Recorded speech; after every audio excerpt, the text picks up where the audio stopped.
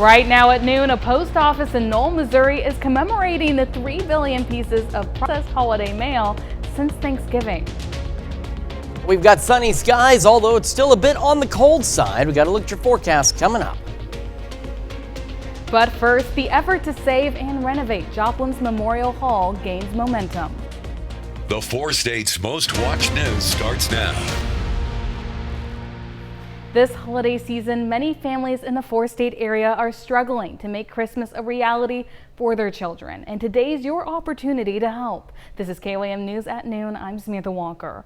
Right now is our first Toy Box Tuesday telethon of the year. If you're able to help, please make a donation, which will help support underprivileged children in our area. We've actually already gotten a donation from Shirley Vaughn and Lamar, so thank you so much, Shirley, for that very generous gift. You can make a donation by going to our website, koamnewsnow.com/toybox, or by calling the number on your screen.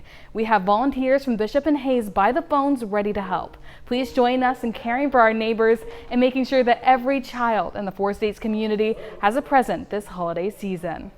Well, Joplin's Memorial Hall's restoration gains momentum last night with a unanimous city council vote. The 9-0 decision greenlights an agreement with the Friends of Joplin Memorial Hall organization to continue renovation efforts. The measure will go to a final vote at the next meeting. Yesterday, residents learned more about the plans to revive the historic venue. KOAM's Blake Goley reports. I'm here outside Joplin Avenue Coffee Company, where Friends of Memorial Hall hosted an event to hear questions, concerns, and share updates of the restoration plans for the historic site.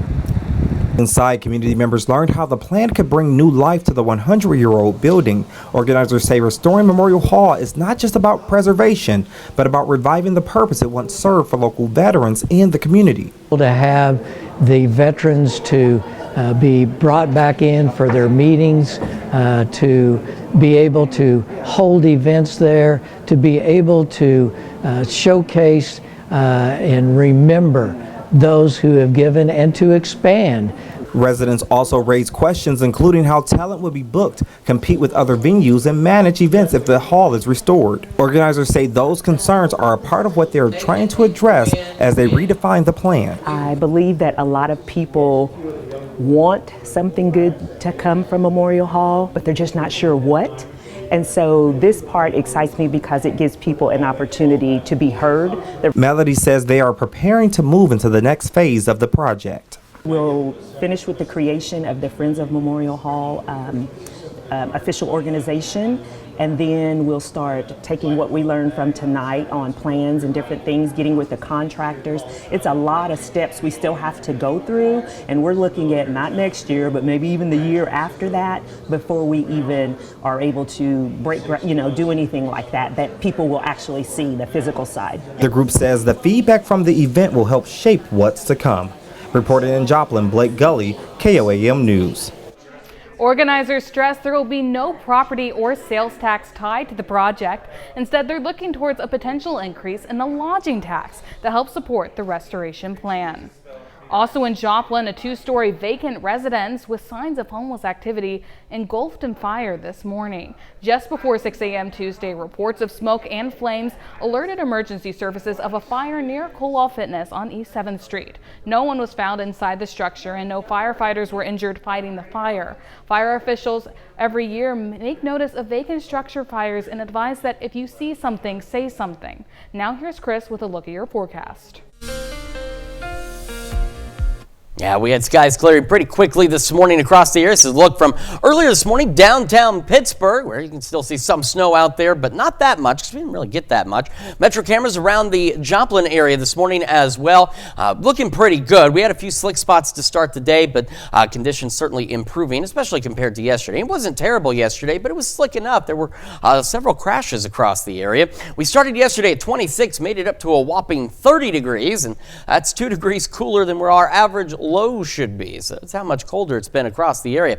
Average high again is 52, and as you can see, we've not been near that, nor are we likely to be near that over the coming days. Through the rest of this evening, we'll have clear skies, eventually falling back into the low 30s by 11 o'clock. Clouds will begin increasing overnight, going partly cloudy. We'll drop back into the upper 20s and low 30s. Now, we will warm up a bit for our Wednesday, then a dry cold front pushes these temperatures right back down again. I have details on that in the full forecast here in just a few more minutes. Samantha? Thanks, Chris. Cold and snowy weather set the scene for the 46th annual Pittsburgh Christmas Parade yesterday. Families bundled up to watch floats, the Pitt State Marching Band, and Christmas characters fill the streets with holiday cheer. The evening ended with Santa riding in on a fire truck, waving at kids who braved the chill. So one of it, of course, is making sure the roads are not slick. As we get people out here, getting these sidewalks cleared off and constantly salting those down, that's a big challenge. I think it was colder last year because we had a wind, but this year, we're bringing the Christmas spirit with the snow.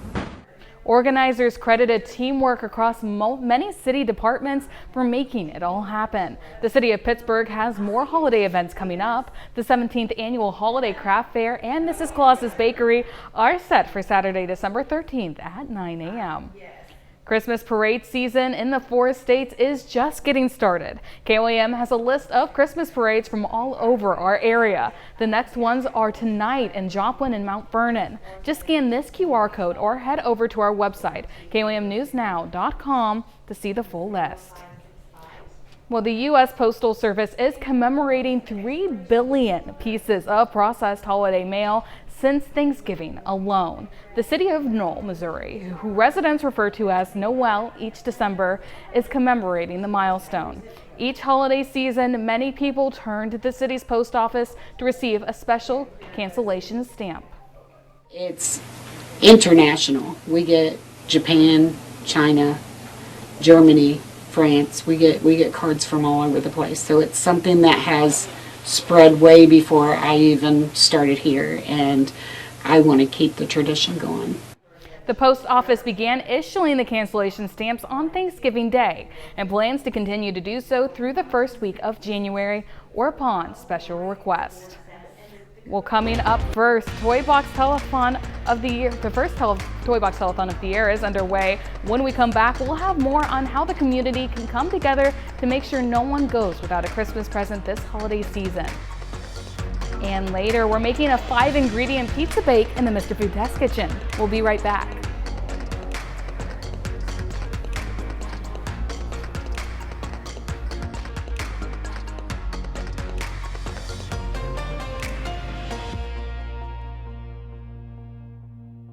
Our first Toy Box Tuesday telethon is underway right now. Volunteers are ready to help make your donation. KOAM's Blake Goley joins us with more on how this helps support underprivileged children in our community. Thank you, Sam. Our phone lines are ringing off the hook as we take your calls to donate for children within the 4-state area. I'm here with volunteers from Bishop and Hayes, and I was going to talk to Brad, but he's currently on a call. Let's go over a little bit. Yeah. And what's your name, ma'am? I'm Jill Bishop. Thank you for being with us today, Jill. Yeah. Why is it so important to you to be a part of the Toy Telethon today? Well, I think we all remember what it feels like to be a little kid and just the magic of Christmas, and it's an amazing opportunity to give back to our community, and we do it every year, and we're just very blessed to do it. Great, thank you. And we have a lot of donations coming in, and I want to just shout out one from Bob Cook in memory of Linda Cook for $75. And we have many donations pouring in right now, and the phone lines are ringing. And if you are on hold, please wait just a little longer as we are working through the calls as they come in to ensure that everybody is able to give on this Giving Tuesday. Back to you, Sam. Thanks so much, Blake. There's so much going on. The phones are ringing off the hook, and this is for such a good cause. We've been doing this toy box for decades. Tamara Prairie from Joplin also donated $25, just one of the many generous donations we've gotten. And we're going to have more on Toy Box Tuesday coming up. And don't forget, you can donate online at KOAMnewsnow.com/toybox, as well as call the number that you can see on your screen. Well, still to come on KOAM News at noon, Mr. Food. Is it possible to whip up a homemade pizza faster than you're going to have one delivered? we're going to take on the challenge. And even though we've been pretty chilly here lately, we should warm up a bit tomorrow. A cold front, though, making it cold once again. Details when we come back. Welcome back to the KOAM News at noon. So road conditions improved pretty decently through the morning hours. Still had some patchy black ice here and there and some slick spots here and there. Those were the MoDOT cameras around the metro area. Pittsburgh camera from this morning as well. Also looking pretty good. Road crews did a pretty good job of getting things cleared. It's just some of those back roads, bridges, overpasses that still presented a few problems for us as we got our day underway. On to the future track we go. Now for the rest of today, we are looking good. We'll have the clear skies continue. Southwest winds about 5 to 10 miles an hour. Now, we're not very warm today. We're warmer than yesterday, but the sunshine is going to make it look a lot warmer, too. It's one of those things, if you're inside and you're looking out at the window, it's going to look nice. But if you go outside, depending on, your cold tolerance, it's not going to feel so nice. As I mentioned, though, clear skies will continue through the evening. Now, overnight tonight, we'll start to see a slow increase in clouds, eventually going partly cloudy as we start our Wednesday. And as we go further into Wednesday morning, we'll start to see clouds increase even more. So our Wednesday is looking to be mostly cloudy throughout the day.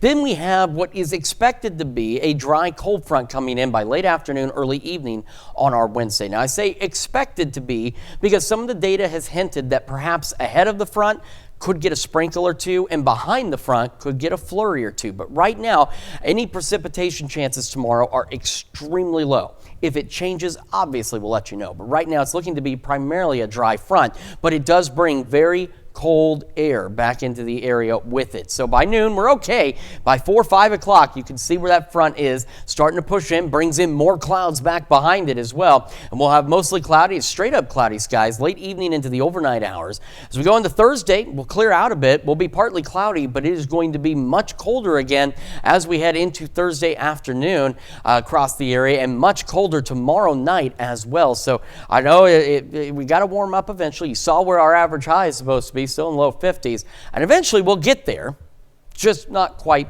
yet. Let's talk about the rest of today. Again, clear skies should make the upper 30s, low 40s. So again, a bit warmer, not by a lot, but a little bit. Southwest winds at around 5 to 10 miles an hour. As we head into the overnight, partly cloudy late tonight. We'll go upper 20s, low 30s, and south winds at around 5 to 10 miles an hour. And as we roll into our Wednesday, again, clouds increase. We're going to go mostly cloudy, upper 40s, and some of our southern counties could make the low 50s, getting a little closer to normal out there. Ahead of the front, I do want to emphasize this, ahead of the front, south winds 5 to 10, behind it, north winds at 5 to 10 miles an hour. Now, how cold is it going to get tomorrow night? Very. We're going to fall back into the teens for Wednesday night into Thursday. Thursday's only into the low to mid 30s.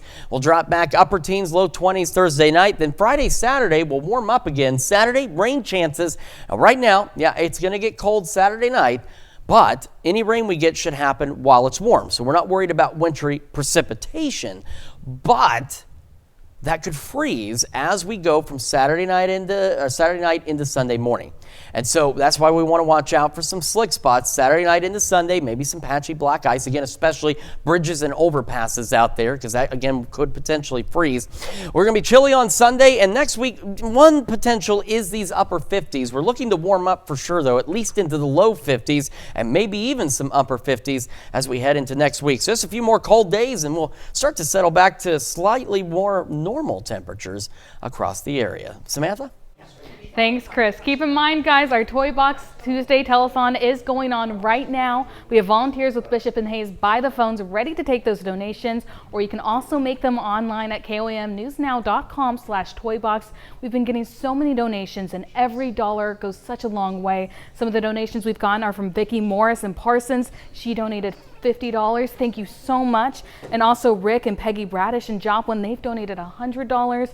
Thank you guys so much for those donations. Everyone goes such a long way. Like I said, you can call that number you can see on your screen. We have volunteers ready to answer those calls, or you can make a donation online, komnewsnow.com/toybox. We'll stick around. We're making 5-ingredient pizza bake in the Mr. Food Test Kitchen. We'll be right back.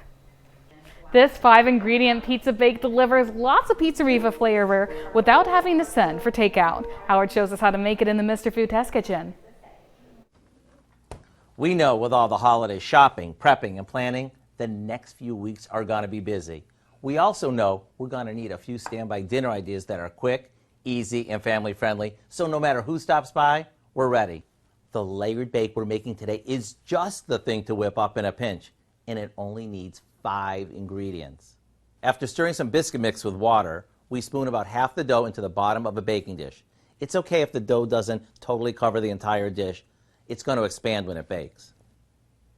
Now we spread a layer of pizza sauce over that and top it with some sliced pepperoni and a few mushrooms. Next goes on some shredded mozzarella cheese, and then we repeat all the layers.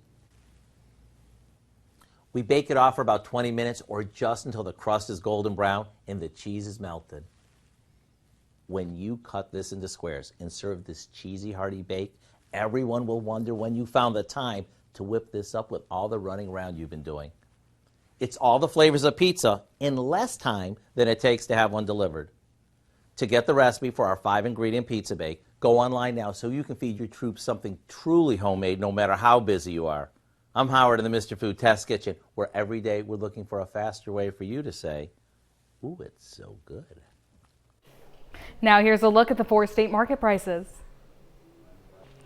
We are here with Bishop and Hayes, attorney at law, taking your calls. We have a few volunteers with the phone lines open, so please give us a call. We are here taking your donations. And I want to shout out Ms. Helen Barrett of Webb City, who donated $50. And we have a lot more donations pouring in, and we want to thank everyone for pouring in those donations, and keep them coming because we'll be here all day taking your calls.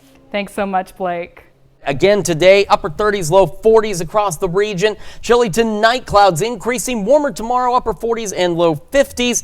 And then we will have that cold front pass through, dropping us back into the teens tomorrow night. 30s on Thursday, a little warmer Friday, Saturday, maybe some rain chances on Saturday. Perfect. Well, what do you have for us tonight? Well, a lot's coming up at 5. For starters, a lot of Americans are busy today booking their next vacation online. The industry calls it Travel Deal Tuesday, kind of like Black Friday, Cyber Monday, making it the biggest day for finding holiday travel discounts. Plus, we're going to be live from the side of the annual Joplin Christmas Parade downtown, and our Toy Box Tuesday Telethon is going to continue tonight, giving you the opportunity to support area children. Hope you'll join us for those stories. A whole lot more, of course, it's coming up on KOAM News at 5. Well, thanks so much, Dal. That's the news for now. Thank you for joining us for KOAM News at noon. It's not too late still to call in for our telethon. Have a great afternoon.